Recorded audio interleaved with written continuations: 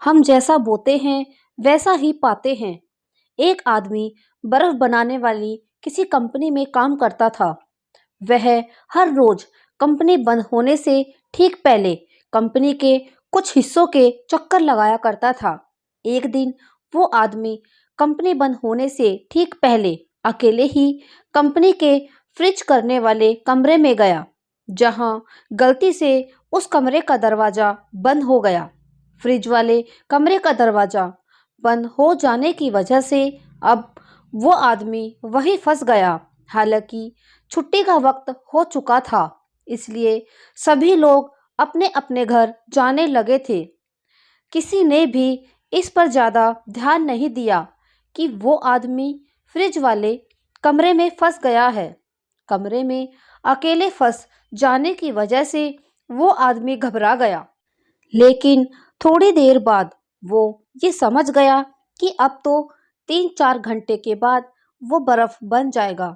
मौत को पास आता देख कमरे में फंसा आदमी चुपचाप एक कोने में बैठ गया और भगवान को याद करने लगा। वो भगवान से जीवन में किए गए अपने बुरे कर्मों के लिए क्षमा मांगने लगा। उसने भगवान से कहा कि हे प्रभु, जैसे तुमने प्रहलाद को अग्नि से बचाया और अहिल्या को पत्थर से नारी बनाया, वैसे ही अगर मैंने अपने जीवन में कोई भी अच्छा काम किया हो तो मुझे बचा लीजिए, क्योंकि मेरे परिवार में मेरे अलावा कोई भी कमाने वाला व्यक्ति नहीं है। मेरे बच्चे भी अभी काफी छोटे हैं।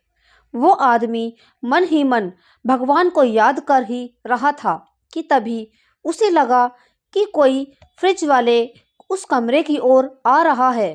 तभी उसने देखा कि कंपनी का सिक्योरिटी गार्ड आकर उस कमरे का दरवाजा खोलता है।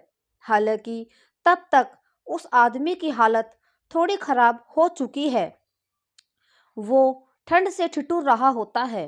गार्ड फौरन उस आदमी को आग के पास ले जाता है, जहां थोड़ी देर बाद उसकी तबीयत थोड़ी सही होती है। उसके बाद वो आदमी उस गार्ड से पूछता है कि काका, आपको कैसे मालूम हुआ कि मैं अंदर कमरे में फंसा हुआ हूँ?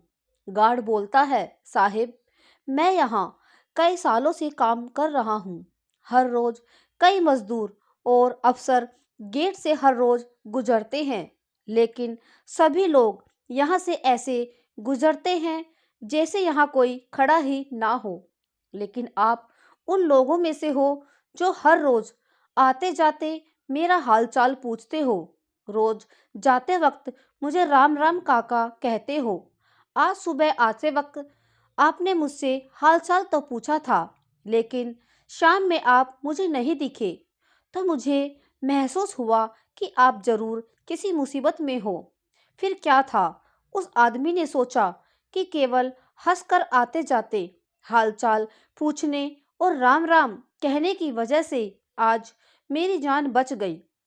दोस्तों, यह कहानी हमें यही सीख देती है कि हमें सबके साथ अच्छा व्यवहार करना चाहिए, चाहे वो हमसे कद में छोटा हो या बड़ा। इसमें हमारा कुछ नहीं जाता और इन सभी चीज़ों का फल हमें किसी न किसी रूप में ज़रूर मिलता है।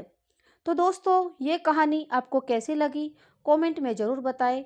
वीडियो को लाइक करें, शेयर करें और हमारे चैनल को सब्सक्राइब करें। Thank you.